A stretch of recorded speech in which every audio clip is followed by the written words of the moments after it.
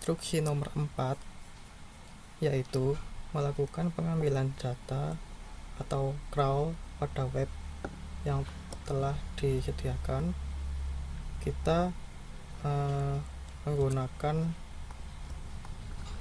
Beautiful Soup dalam memformat HTML dari web tersebut. Kemudian Beautiful Soup ini dipakai di fungsi atau metode crawl data. Jadi kita membuat fungsi metode bernama crawl data dari program yang sudah jadi sebelumnya. Kemudian di sini terdapat URL, jadi URL-nya website yang akan di crawl.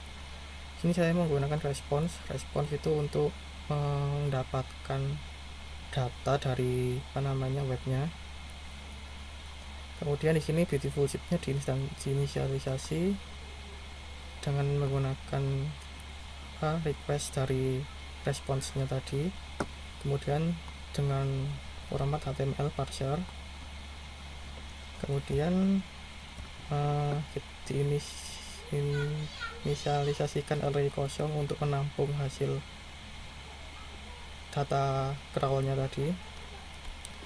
Kemudian di sini kita lakukan pengambilan datanya berdasarkan div yang kelasnya div table row. Jadi di sini terdapat banyak data, dan di sini kita bisa subtract datanya berdasarkan kelas div table row di sini.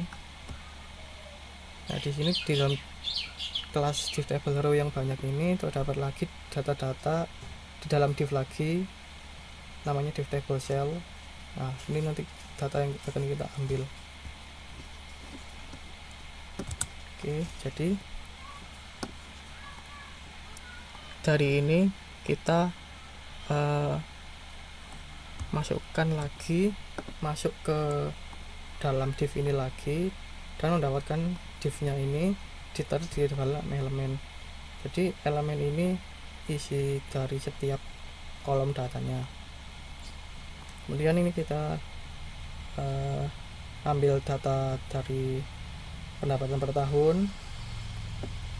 Terus di sini saya lakukan pengecekan apakah digit itu berupa angka, karena saat kita mengcrawl ini header ini tetap terambil.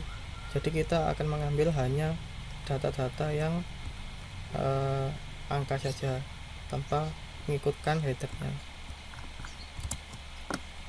Oke, di sini kemudian kita format menjadi integer. Ini aslinya nggak usah pakai ini, nggak apa-apa, soalnya sudah integer dia. Kemudian data yang tadi itu di append ke dalam array yang kita buat tadi. Jadi nilainya dimasukkan ke sana. Sama juga halnya dengan elemen 2, yaitu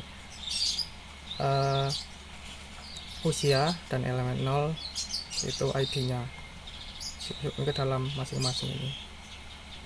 Kemudian jika sudah, kita ekspor, kita bikin variabel ekspor, terus di dalamnya kita buat data frame menggunakan panda. Di sini saya menggunakan panda, kemudian request, kemudian Beautiful Soup untuk library-nya yang digunakan untuk crawl data ini. Di sini disebutkan labelnya, kemudian nilainya setiap array itu, usia juga, pendapatan per tahun juga. Ketika sudah ekspor ini, kita jadikan CSV dengan menggunakan metode tool CSV yang disediakan oleh Panda dengan alamat seperti berikut: UTF-8. Kemudian saat kita jalankan,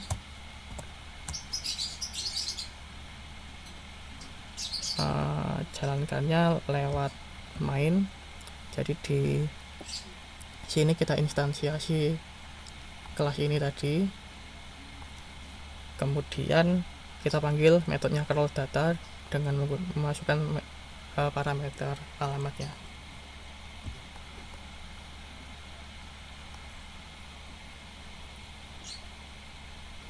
Nah, ketika kita jalankan di sini terdapat file baru yaitu data.csv, dan coba kita buka. Data-data tadi sudah tersimpan dalam format CSV.